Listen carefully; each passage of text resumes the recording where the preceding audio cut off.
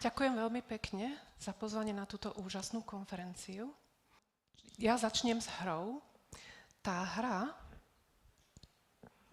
je nasledovná. Môžete vyhrať 100 eur, ale musíte si vložiť vklad 20 eur a môžete vyhrať s pravdepodobnosťou 50%. Vlastne ja roztočím túto ruletu, čo vidíte za mnou. Je tu však jeden háčik. Môžete hrať iba raz. Tak prosím, zdvihnite ruky, ktorí by do tejto hry išli. A povedala by som, že tak 20-25%. Ďakujem pekne. Tak ja to teraz pustím, zastavím a vyhrali ste. Blahoželám. Teraz idem robiť ďalšiu hru. Táto hra je trošku iná. Zase môžete vyhrať 100 eur, musíte zaplatiť 20 eur, môžete hrať iba raz, ale tentokrát vám nepoviem, aká je pravdepodobnosť výhry. Len vám poviem, že to je niekde medzi 20 až 80%. No a teraz mi povedzte, či by ste do tej hry išli. Stavíte si? No, už to je takých 10%. Aha, tak niečo sa deje. No tak to ja spustím, zastavím a teraz to otočím, aby sme videli, že ktoré políčka sa vlastne ukážu. A zase ste vyhrali. No dobre. No, takže čo sa vlastne teraz stalo? Zahrali sme si dve hry. V tej prvej bola totižto neistota, takzvaná aleatorická. Neistota, ktorá má vlastne súvislosť s kockou. Je to neistota, ktorá sa nedá redukovať. Je to ako keď hodíme kockou, nevieme, čo tam padne.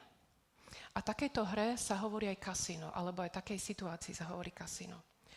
Ale potom sme hrali ešte druhú hru. V tej druhej hre bol ešte jeden háčik, bola tam ešte jedna neistota a tá je epistemická. Ja som vám totiž to nepovedala, čo je tá pravdepodobnosť. No a takejto hre sa hovorí džungla. To je vlastne v teórii rozhodovania. A čo vlastne z tohto znamená, že ja by som teraz chcela vedieť, či by aj umelá inteligencia v tomto nám mohla pomôcť. No pri tej kasíno hre nám umelá inteligencia moc nepomôže, vlastne nepomôže vôbec, lebo ona není černokňažník, ona nemá nejakú čarovnú gulu, pomocou ktorej by vlastne videla, že čo vlastne na tej rulete sa ukáže. No ale pri tej druhej hre, čo bola vlastne džungla, tam nám môže pomôcť aspoň trochu, v tom zmysle, že nám pomôže vypočítať alebo zredukovať tú epistemickú neistotu, to znamená vypočítať tú pravdepodobnosť. Samozrejme za predpokladu, že my tú hru budeme hrať viackrát a potom tej umelej inteligencii dáme výsledky tej hry. A z tohto nám vychádzajú 3 otázky. Tá prvá otázka je, ako vlastne máme sa rozhodovať, alebo ako máme pomáhať ľuďom sa rozhodovať, keď každý z nás sa rozhoduje inač. Aj vy ste pri tej prvej hre, niektorí zdvihli ruku, niektorí nie. A ako vlastne máme pomáhať v rozhodovaní ľuďom, keď je tam ešte aj tá džungla, tá druhá neistota, tá epistemická. Ako sme videli, už bolo menej ľudí, ktorí chceli ísť do toho rizika. No a po tretie, ako do toho zapojiť tú umelú inteligenciu. No a to je všetko to, čo mňa vlastne zaujíma. Ale nie je na to jednoduché riešenie. Je na to niekoľko takých obťažných bodov a jeden z tých takých obťažností je práve to, že my ako ľudia, alebo náš mozog, má tzv. Expedience bias. My sa chceme rozhodnúť rýchlo, aby sme čo najrýchlejšie z tej situácie mohli ísť preč a aby sme mohli ďalej pokračovať v živote. A preto sa tomu hovorí expedience bias, lebo slovo expedience pochádza zo slovíčka rýchlo. Má to svoj evolučný základ, lebo vlastne my sa chceme čo najskôr vyhnúť tomu riziku, ale to potom aj znamená, že keď nám niekto dá radu veľmi jednoduchú, takú áno, nie, a nevyjadri pritom neistotu, a niekto iný nám zase poradí, a tam už aj vyjadri nejakú neistotu, tak my máme sklon ísť k tej rade, kde není vyjadrená žiadna neistota. No ale je to správne? Ukazuje sa, že nie vždy je to správne. Lebo možno nám tú neistotu nepovedali preto, lebo majú nejaké zlé úmysly s nami, alebo možno ani nevedia, že tam je ešte aj ďalšia neistota. No ja sa týmto všetkým zaoberám. Ja som vyštudovala matematiku, štatistiku, pravdepodobnosť a aplikovanú informatiku na Slovensku a potom aj v Spojených štátoch. A potom neskôr, keď som prišla do Anglicka, tak som videla medicínskych štatistikov, ako oni pracujú s lekármi a to ma veľmi zaujalo. Chcela som to robiť tiež, ale rýchlo som zistila, že aj keď tie základy štatistiky sú tie isté, je to celý nový svet. nových vecí, ktoré by som sa musela naučiť. A zase som bola v rozhodovacej pozícii a ja som sa rozhodla, že dobre, ja do tej neistoty teda vkročím priamo z očí v oči. A naučila som sa to, chodila som na konferencie, začala som robiť rôzne projekty, išla som aj do práce, kde sa také niečo vyžaduje a oni boli zlatí, povedali, dobre, ty sa to pritom naučíš a to bol práve tá University of Oxford. A potom neskôr, keď som už pracovala s lekármi, oftalmológmi, tak som videla okolo seba, že je viac a viac projektov okolo umelej inteligencie, veľa sa o tom hovorilo, tak som si zase vytvorila ďalšiu expertízu, pretože ako matematik ma lákalo vymýšľať práve tú matematiku, ktorá do tých algoritmov pôjde. No a všetko to má spoločné to, že je tam práve tá neistota. A vlastne ako sa vlastne rozhodovať. Keď máme síce dáta, je tam informácia, ale je tam aj veľa neistoty. No a teraz prejdem trošku viacej do života.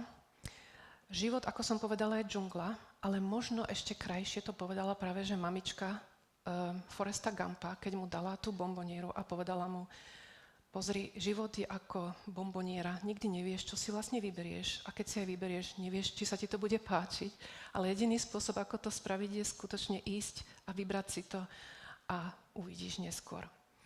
No a tak čo som ja vlastne, o čom chcem porozprávať je, že ja som sa stretla s jednou zdravotnou sestrou, ktorá bola neskôr diagnostikovaná, že má glaukómu a ja som chcela vedieť, čo sa vlastne stalo, aká bola jej cesta, aby som ja ako matematik vedela zistiť, že kde všade boli tie neistoty, na ktoré by som si aj ja mala teda dávať pozor. A tá glaukóma, to je vlastne tichý zlodej zraku, lebo tí pacienti alebo ľudia nevedia, nemajú skoro žiadne príznaky, nemajú ani zvýšený očný tlak, veľakrát, niektorí majú, niektorí nemajú. Nemajú bolesti, postupne sa im stráca periferálne videnie, ako vidíte tuto na tom obrázku, ktorý je vpravo.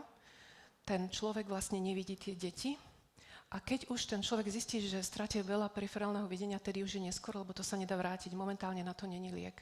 Takže najlepšie je skutočne detekovať tú glaukomu čo najskôr, ako sa dá. No a spôsob, ako sa to detekuje, to je celý postup, ale ten kľúčový bod toho postupu je to, že sa pozrie na očné pozadie. Na to pozadie sa pozerá lekár, ale veľakrát sa stáva, že ten človek najprv príde k optometrovi ako k optike, čo sú vlastne súkromníci v Anglicku, a príde za ním, aby si dal predpísať okuliare, ale súčasne ten optometer má aj tie prístroje, pomocou ktorých sa pozrie do toho očného pozadia a on potom rozhodne, že či tam vidí nejakú deformáciu a tým pádom, že či by ten človek nemal ísť aj do nemocnice. V prípade tejto zdravotnej sestry sa však stalo, že ten optometer povedal, že to je šedý zákal a že môže počkať ešte aj pol roka, lebo vtedy práve bežal COVID-19 a povedali, že môže počkať, lebo to sa dá liečiť. Pravda je však taká, že tieto obrázky, ktoré tuto vidíme, to je vlastne očný nerv, sú veľmi rôznorodé a veľmi ťažko sa vlastne zisťuje, aká je tam stupeň deformácie a ten stupeň deformácie aj závisí od toho, aký veľký je ten disk. Niekto sa narodí s veľkým, niektorý s menším. Takže nie je to jednoduchý úkol. No a čo sa vlastne stalo, je, že po tom pol roku ona nakoniec teda išla do tej nemocnice, ale zistili, že to je zelený zákal a tým pádom ona ten zrak stratila už úplne na tom jednom oku. A kde nastala chyba? Poprvé, ten optometer nevyjadril žiadnu neistotu a po druhé, ona mu plne dôverovala.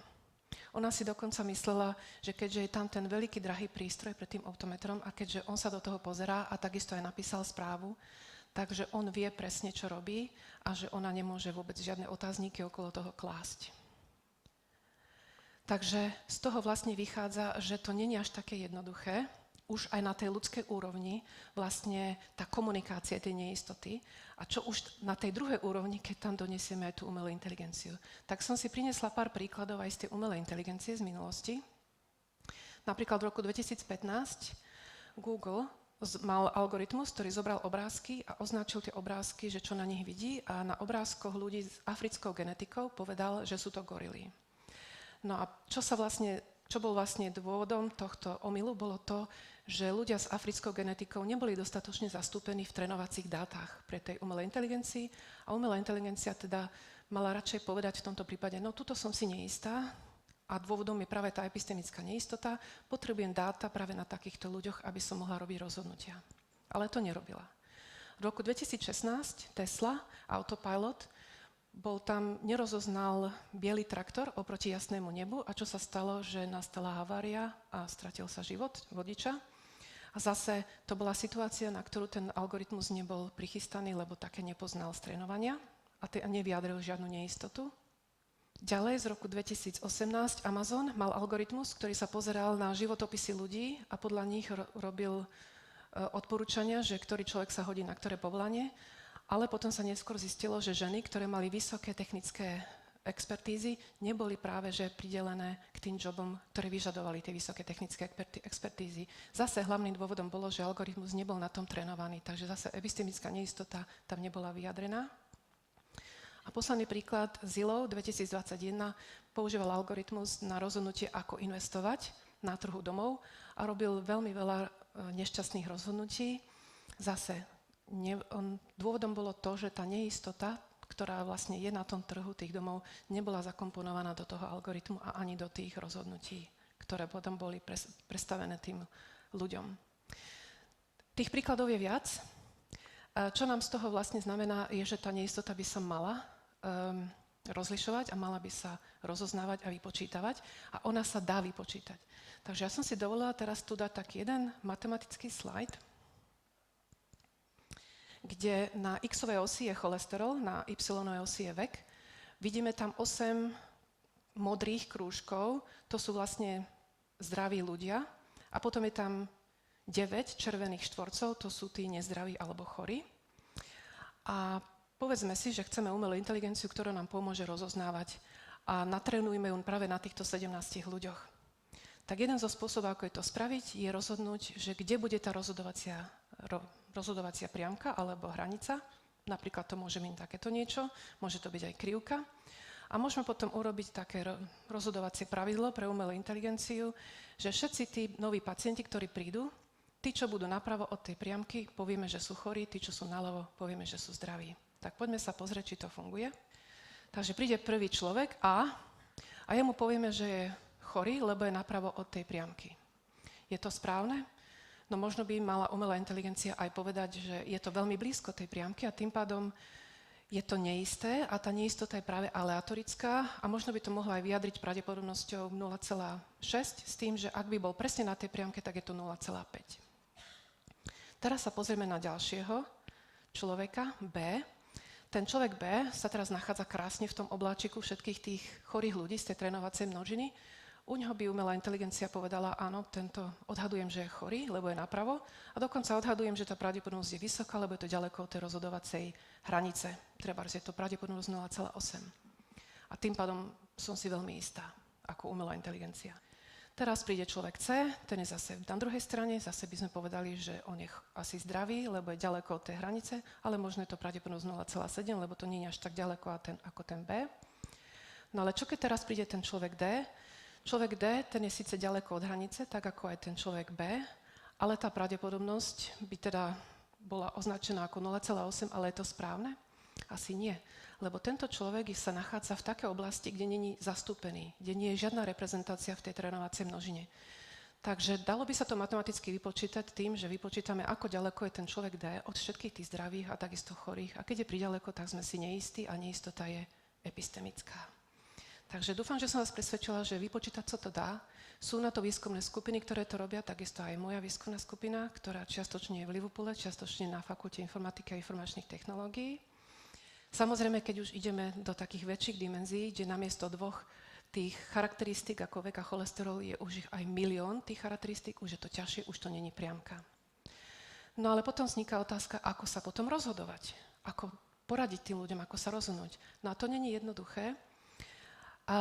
Na to rozhodovanie existuje určitý systém štrukturovaný, ktorý napríklad navrhol profesor David Spiegelhalter z Anglicka, a ktorý súčasne aj hovorí, že tá neistota by mala byť vyjadrená, lebo to vlastne je jeden z tých puzzles pre dôveryhodnú umelú inteligenciu. A to potom aj súvisí s tým, čo hovorí filozofka Honora O'Neill, ktorá hovorí, že mali by sme vytvárať systémy tak, aby boli dôveryhodné a nie vytvoriť systém a potom sa snažiť získať dôveru ľudí. A to platí aj pre umelú inteligenciu. Takže ja mám pre vás 3 výzvy. Prvá výzva je, dajme sa spolu dokopy, pracujme na tom, aby umelá inteligencia vyjadrovala aj tú neistotu. Po druhé, treba to robiť interdisciplinárne, to znamená, aby matematici spolupracovali spolu s psychológmi a takisto aj s pacientami, s ľuďmi z etiky, z práva a tak ďalej, s lekármi, tak aby tí matematici skutočne sa snažili odpovedať na tie správne otázky. A po tretie, je dobre urobiť sa aj osobnú takú inventúru alebo sebareflexiu, že aký máme každý vlastne ten prístup k tej neistote a dovoliť tej umelej inteligencii, aby si bola neistá. No a úplne na záver, vítajte v džungli zvanej život. V tejto džungli sa už však nachádza aj umelá inteligencia a to je úplne nenávratné, to už tak je. Tak sa spojíme všetci spolu, snažme sa, aby tá umelá inteligencia vyjadrovala aj tú neistotu, lebo tým vlastne zvýšime jej bezpečnosť a dôveryhodnosť a urobíme tak dobre pre nás a aj pre všetky generácie po nás. Ďakujem.